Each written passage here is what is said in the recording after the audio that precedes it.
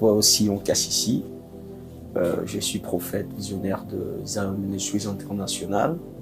Je suis là pour partager avec vous et vous ouvrir à une série d'enseignements que nous allons avoir sur le monde spirituel, sur le domaine de l'esprit à la lumière des Écritures, mais aussi sur les différentes réalités du monde invisible et des compréhensions de certaines lois invisibles. Vous savez, Dieu a dit à Job, « Connais-tu les lois du ciel? Connais-tu comment réglementer leur pouvoir sur la terre ?» Parce qu'en fait, le monde visible est gouverné par de lois invisibles. Le monde visible est gouverné par de principes invisibles. Ce qui est matériel émane de l'immatériel. Ce qui est matériel émane de l'invisible. Et vous savez, lorsqu'on parle de l'invisible, il y a la notion, bien sûr, des esprits. Il y a la notion des êtres spirituels, des entités spirituelles, mais aussi la notion de loi qui réglemente les opérations, le fonctionnement de ces êtres-là. Et l'homme est fondamentalement, initialement, un être spirituel. Ça veut dire, il est écrit, faisons l'homme à notre image, selon notre ressemblance, parce que l'homme est un esprit. L'homme est esprit. Dieu a dit, il a créé l'homme, il a formé l'homme et il a fait l'homme. Ça veut dire ces trois verbes qui, en hébreu, ont de terminaisons distinctes, renvoient aux trois dimensions de la manifestation de l'homme. Dieu crée l'esprit, Dieu forme le corps, Dieu fait l'âme. Ça veut dire que le fonctionnement, l'organisation même de l'homme renvoie à la notion du monde invisible. Ça veut dire que dans l'homme, il y a une dimension de lui qui est directement connectée à l'invisible et une dimension de lui qui est directement connectée au visible. Il y a une autre dimension qui partage le visible et l'invisible. Ça veut dire une dimension qui fait la médiation entre les réalités spirituelles et la réalité matérielle. Et nous serons dans une série d'enseignements pour permettre à tout enfant de Dieu, à tout ministre de Dieu, à tout celui qui est passionné des Écritures et à celui qui veut grandir avec Dieu, de connaître les lois, de connaître le principe qui régule, qui réglemente et qui font fonctionner le monde spirituel, qui font fonctionner le chrétien dans le domaine de l'esprit. Je crois que à cause de Jésus-Christ, nous avons accès au plus grand privilège de fonctionner avec l'Esprit suprême. Ça veut dire avec le Saint-Esprit du Dieu vivant, avec l'Esprit du Dieu des dieux. Et nous avons donc, par conséquent, le privilège d'accéder à des opérations plus complexes, à des opérations plus évoluées, à des opérations plus grandes à cause de Jésus. Et cela est possible par le Saint-Esprit. Et donc, dans cette série d'enseignements, nous allons partager avec vous quelques lois et que d'ailleurs qui seront évoluées et qui seront approfondies dans les différentes plateformes que nous avons établies, que nous avons élevées, notamment Académie prophétique internationale pour la formation de prophètes en particulier, mais de tout enfant de Dieu en général qui veut s'aiguiser dans la dimension spirituelle, dans la dimension prophétique, dans la dimension du surnaturel. Et donc voilà. Alors, pour ce fait, il est impossible de développer, de parcourir, d'évoluer dans un domaine sans pour autant passer par un processus d'aiguisement. La Bible le dit d'ailleurs. Dans Proverbes, la Bible déclare « Le fer aiguise le fer ». Ça veut dire lorsqu'il y a contact de deux matières qui se ressemblent, il y a possibilité d'un aiguisement. Il y a possibilité de les rendre aigus, de les rendre tranchants, de les rendre plus sensibles, de rendre plus évolué, de rendre plus développé quelque chose. L'aiguisement est un processus qui se déclenche par le contact, mais qui évolue, qui s'élargit par la connaissance de principes qui le permet de se réaliser. Et comme vous le savez, même en tant qu'enfant de Dieu, nous sommes appelés à être aiguisés, à être taillé, à être tranché, à être sensibilisé, à être mobilisé spirituellement, à être équipé afin d'évoluer, afin de faire des marches vers l'appel, vers la dimension à laquelle Dieu nous appelle. Et donc, pour ce fait, nous allons aujourd'hui introduire cette série d'enseignements par un thème important qui s'intitule « Et comment aiguiser son esprit ?» Comment aiguiser son esprit? Comment aiguiser son esprit? Cet enseignement va se développer avec le temps parce que je crois de tout mon cœur que nous sommes à l'ère de la connaissance. Et comme le monde peut aussi le constater, comme l'Église est en train de se situer, la connaissance est en train de prendre de l'ampleur. Et il n'existe pas de connaissance dans l'atmosphère ambiante. La connaissance émane de l'invisible. La connaissance émane du domaine de l'esprit. Aucun nom ne détient la connaissance. La connaissance est détenue par les invisibles et la connaissance est détenue principalement par Dieu. Je sais que dans cette série d'enseignements, il sera important de vous permettre d'organiser dans votre esprit la définition et la position, le rôle de chaque entité en commençant par notre Seigneur, en commençant par Dieu lui-même, les anges et les esprits et tout ça, et même l'homme, ça veut dire l'esprit humain dans cet amalgame, dans cet assemblage d'opérations. Et il est important de savoir que ce n'est pas du spiritisme ici, c'est juste un enseignement, une série d'enseignements bibliques pour montrer à l'homme, aux chrétiens, aux enfants de Dieu, aux fils de Dieu, que le chemin vers la maturité vous conduira nécessairement dans la spiritualité. Vous ne pouvez pas devenir mature dans votre marche avec Dieu sans connaître le Dieu de tous les esprits. Écoutez-moi, lorsque Dieu veut faire un appel à la maturité à Abraham, il lui dit, Abraham, il lui dit, marche devant ma face et sois intègre. Dans la version hébraïque, il est écrit, marche devant ma face et sois mature. En d'autres termes, Dieu veut dire à Abraham, écoute, la maturité est en fonction de la marche devant ma face. Ça veut dire qu'il y a deux éléments qui engagent la maturité. Ça veut dire l'ensemble de procédés, l'ensemble de moyens pour devenir mûr, pour devenir mature, pour devenir consistant, pour devenir profond, pour devenir globalisant, pour devenir équipé.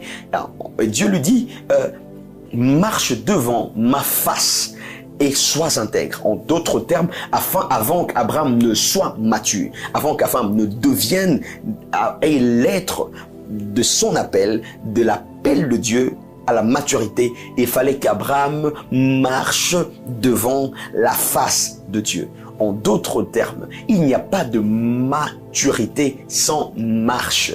Il n'y a pas de maturité sans marche. Or, la marche, c'est l'évolution dans une direction suivant un règlement. Et il n'y a pas de marche sans la face de Dieu.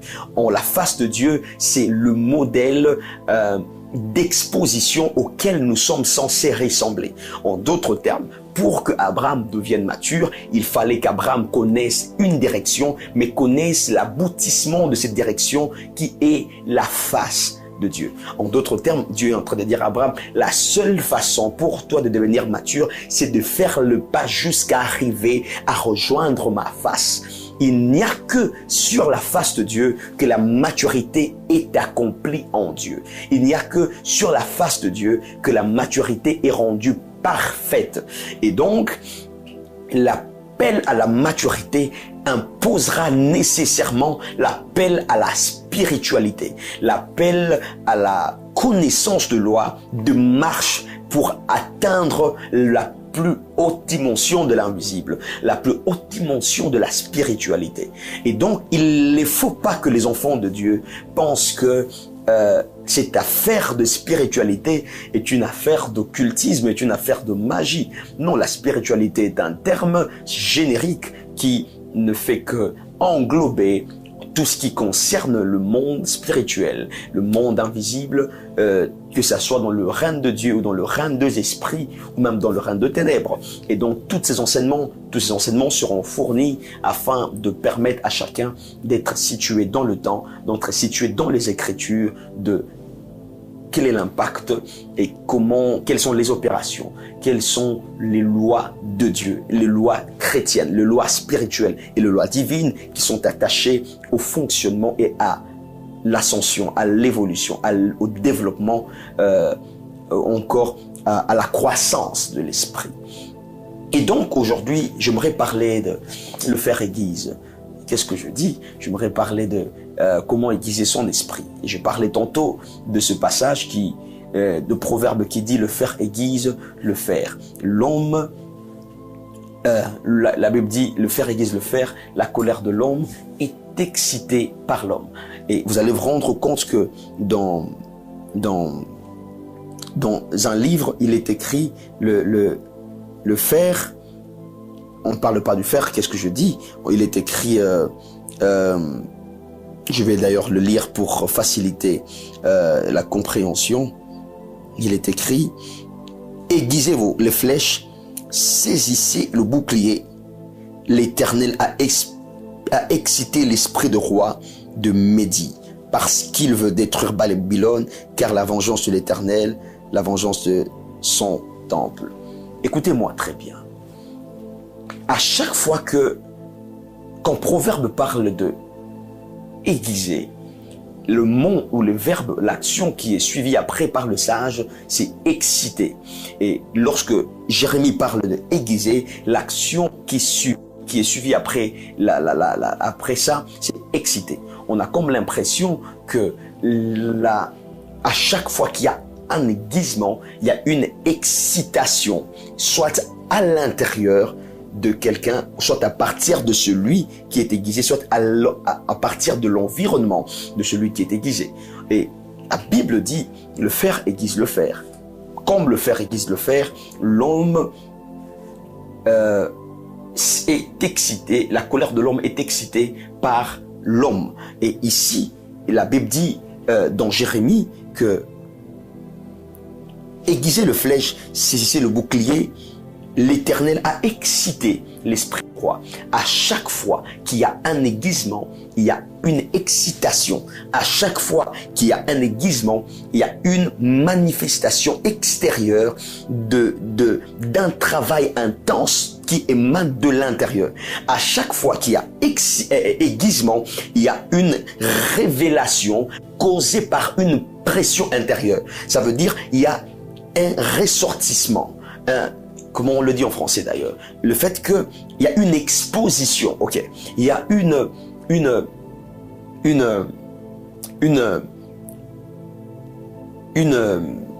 visibilité, ok, dans une certaine intensité en ce qui concerne l'environnement ou en ce qui concerne le sujet qui est aiguisé. Et donc, à chaque fois que nous voyons l'action de l'aiguisement, nous constatons aussi l'action de l'excitation. Pourquoi ces deux verbes marchent-ils ensemble? Parce que chaque fois que l'aiguisement se fait, il y a une opération qui excite, ça veut dire qui active de l'intérieur, à l'intérieur comme à l'extérieur, les différents éléments qui sont mis ensemble. En d'autres termes, l'aiguisement provoque l'excitation. L'aiguisement provoque la manifestation extérieure de certaines choses qui faisaient la composition d'un système intérieur ou d'un système caché. Et donc, si Dieu peut vouloir que nous soyons aiguisés, ça veut dire Dieu sait que chaque aiguisement est soit la réponse à une excitation ou encore la solution à une excitation, ou encore la cause même d'une excitation. Pourquoi est-ce que l'aiguisement a un lien avec l'excitation? Parce que l'aiguisement en soi provoque déjà une excitation. Quand vous avez un couteau et que vous voulez l'aiguiser, ça veut dire que le couteau a déjà une forme, mais il se peut que la forme qu'a le couteau ne permet pas au couteau d'être tranchant, et donc il faut le frotter à une matière semblable afin de créer la possibilité, afin de créer une forme susceptible de trancher, susceptible de couper, susceptible de faire quelque chose avec beaucoup plus d'intensité. Vous comprenez un peu cela. Et donc, vous pouvez comprendre, frères et sœurs, que l'aiguisement est une nécessité pour l'évolution, pour la croissance et pour la marche de tout enfant de Dieu. Vous ne pouvez pas vous imposer là où vous n'êtes pas aiguisé. Vous ne pouvez pas vous stabiliser là où vous n'êtes pas aiguisé. Vous aurez du mal à tenir une barre de fer aiguisée si, avec vos mains, si elle est déposée devant vous parce que vous craindrez d'être blessé. Et donc, chaque fois qu'il y a aiguisement, il y a excitation. Et chaque fois qu'il y a excitation, il y a manifestation. Et donc, pourquoi est-ce que l'esprit doit être aiguisé? Parce que l'esprit doit se frotter. L'esprit doit développer la capacité de trancher. Et comment trancher selon la parole de Dieu? Trancher selon la lumière de Dieu et trancher selon le moyen disposé par Dieu pour le fonctionnement de ses enfants. Et donc, il est important que chaque enfant de Dieu comprenne et maîtrise ce principe-là, parce que c'est dans quoi vous n'êtes pas aiguisé, vous ne pouvez pas trancher. Et c'est dans quoi vous ne pouvez pas trancher, vous ne pouvez pas déterminer. C'est dans quoi vous ne pouvez pas déterminer, vous ne pouvez pas distinguer. Et donc, l'aiguisement a pour but aussi d'emmener l'homme à la capacité d'établir les distinctions de chaque nature, mais aussi de chaque matière qui compose les choses, qui compose les manifestations, qui compose les événements, qui compose les révélations. Et vous savez, il y a des fois où il y a des gens qui se posent la question de savoir pourquoi est-ce que je n'écoute pas Dieu, ou encore comment est-ce que je reconnaîtrai que c'est Dieu qui me parle, comment je peux reconnaître que c'est un ange qui me parle, comment je peux reconnaître, comment je peux mettre en mouvement l'atmosphère spirituelle afin que j'aie accès à certaines possibilités. Non, la question est, qu'est-ce qui a été aiguisé en vous, ou jusqu'à quel degré votre esprit a été aiguisé pour être capable de distinguer, pour être capable de trancher, pour être capable de juger. Et donc quand la Bible même dit un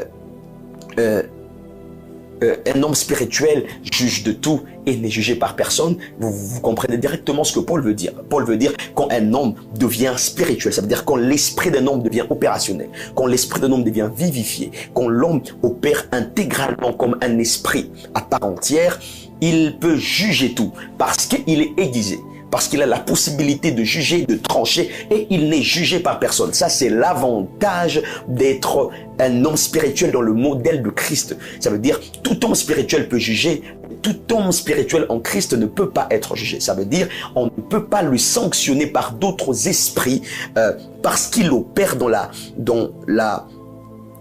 la légitimité de Jésus-Christ. Il opère dans comment on appelle ça, ces termes techniques qui m'échappent, il travaille dans la sécurité de l'environnement de Jésus.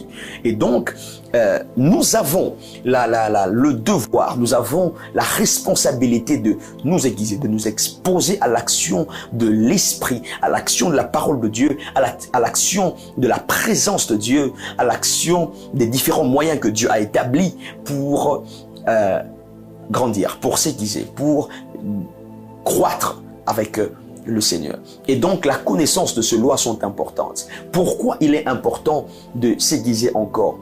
Parce que, vous savez, lorsque vous n'êtes pas aiguisé pour quelque chose, lorsque vous n'êtes pas taillé pour quelque chose, vous n'allez pas avoir la forme qui correspond à la porte qui vous donne accès à ce que vous cherchez. Par exemple, l'aiguisement fait partie aussi de moyens par lesquels on donne une forme à quelque chose. Et vous savez, le porte spirituel en deux formes. Le porte spirituel ou certains portes d'accès nécessitent une certaine forme que vous devez avoir pour entrer. Lorsque vous êtes en face d'une serrure et que la clé que vous avez ne correspond pas à la forme de l'accès ou à la forme du trou de la serrure, vous ne pouvez pas insérer la clé dans la serrure. Pourquoi? Ce n'est pas parce que la clé n'est pas faite de la bonne matière, mais parce que la clé faite de la bonne matière n'a pas la meilleure forme, n'a pas la bonne forme. Ce qui fait que la forme est un facilitateur d'accès. La forme est un facilitateur de connexion. La forme est un facilitateur de réception. Et donc, lorsque Dieu nous aiguise, il nous donne une forme qui nous permet permet d'avoir accès aux différentes portes. Et vous pouvez le savoir. On en parlera lorsque nous allons évoluer dans cette série d'enseignements. Toutes les portes spirituelles n'ont pas la même forme. Et vous savez, il y a de portes spirituelles qui vous nécessitent la forme d'un adorateur. Il y a de portes spirituelles qui vous nécessitent la forme d'un intercesseur. Il y a de portes spirituelles qui vous nécessitent la forme d'un sacrificateur. Il y a de portes spirituelles qui vous nécessitent la forme d'un guerrier. C'est pour ça que Dieu a des attributs. Parce que chaque attribut renvoie à une dimension d'opération de Dieu, mais renvoie aussi à une dimension des portes invisibles que Dieu représente et qui peut être accédée par l'homme. Vous comprenez un peu ça?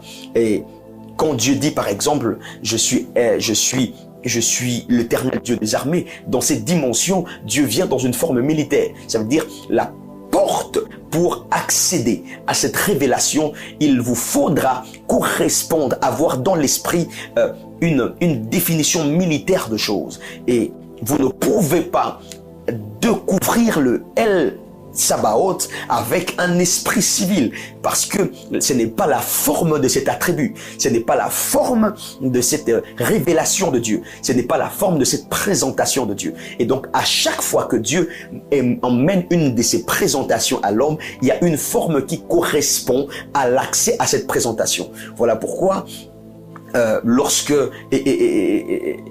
Ézéchiel va dans la vallée des ossements desséchés, il y a quelque chose qui se fait, il y a quelque chose d'extraordinaire qui se fait. La Bible dit, l'Esprit de l'Éternel tomba sur moi et me transporta dans une vallée remplie d'ossements desséchés. Et la Bible ajoute ceci, la Bible dit, et Dieu lui dit, fils de l'homme, crois-tu que ces ossements peuvent-ils revivre? Il dit, l'Éternel, je ne sais, mais toi tu le sais. Et la Bible dit, après, Dieu lui dit, fils de l'homme, prophétise, parle aux quatre vents, que l'Esprit souffle de quatre vents. Et lorsque la Bible déclare, je prophétisais selon l'ordre que j'ai reçu. Et la Bible dit, et il se fit un bruit, et il se fit un mouvement, et les nerfs commençaient à se consolider, et les os et la chair et tout ça. Et la Bible dit, l'Esprit souffla, et la Bible dit, ça devint une grande armée sur la montagne. En d'autres termes, c'est que Dieu voulait apprendre à Ézéchiel, c'est que ici c'est la porte de Yahweh Sabaoth, c'est la porte de celui qui relève une armée, c'est la porte de celui qui relève un ensemble de guerriers qui doivent être positionnés sur la montagne. Il faut que tu sois capable de donner, de parler comme l'Éternel. Il faut que tu sois capable de parler comme le Dieu des armées, afin d'être la voie par laquelle une armée peut ressusciter. Il faut que tu aies la forme du Dieu des armées afin d'exciter la résurrection de toute une armée. Et donc, vous comprenez directement que chaque attribut de Dieu est une porte qui nous impose une forme pour avoir accès. Chaque attribut de Dieu est une porte qui nous impose une morphologie invisible, une morphologie spirituelle afin de fonctionner dans cet attribut. Et donc, vous allez comprendre beaucoup de choses dans cette série d'enseignements. Vous allez par exemple comprendre que l'aiguisement joue un rôle important, parce que il n'existe pas d'ascension sans résurrection. Écoutez-moi, le Jésus qui a connu l'ascension, ce n'est pas le Jésus mort, c'est le Jésus ressuscité. Celui qui est mort n'a pas connu l'ascension. Celui qui est ressuscité qui a connu l'ascension. Donc, lorsque vous voulez l'aiguisement à la dimension de l'ascension, vous êtes censé ressusciter d'abord. Or, avant de ressusciter, vous êtes censé mourir. Et avant de mourir, vous êtes censé briser. Vous êtes censé assujettir. Ce sont les verbes que l'apôtre Paul utilise. Nous assujettissons notre chair, notre chair meurt et nous ressuscitons en nouveauté de vie par l'Esprit. Et à partir de là, Jésus connaît l'ascension. Parce que ce n'est qu'après avoir connu la résurrection que l'on peut expérimenter l'ascension. Mais on ne peut pas connaître la résurrection sans expérimenter la mort. Et d'autres personnes qui sont encore morts dans leur chair, mais qui veulent connaître l'ascension, non. Quand on est mort dans la chair, c'est pour aller vaincre, ravir la clé de la mort et de ce jour de mort. Lorsqu'on ressuscite, c'est pour l'ascension. Et vous comprenez directement pourquoi est-ce que l'aiguisement est important, parce que l'aiguisement vous permet de vivre le bénéfice de la résurrection, mais aussi de l'ascension. Ça veut dire le bénéfice de connaître Christ qui a vécu parmi les hommes dans sa chair, mais de connaître aussi Christ qui a vécu dans la dimension de la perfection sur la terre. Et donc, il y aura tellement de richesses qui seront exposées ici et qui vont cadrer avec les Écritures. Que Dieu vous bénisse et on se donne rendez-vous dans cette suite d'enseignements. Merci d'avoir suivi cette petite introduction. Ce n'est qu'une exposition qui nous parlera de type d'enseignement que nous aurons au cours de cette série. Et je crois que cela touchera le don spirituel, touchera l'onction, touchera le domaine de l'esprit, touchera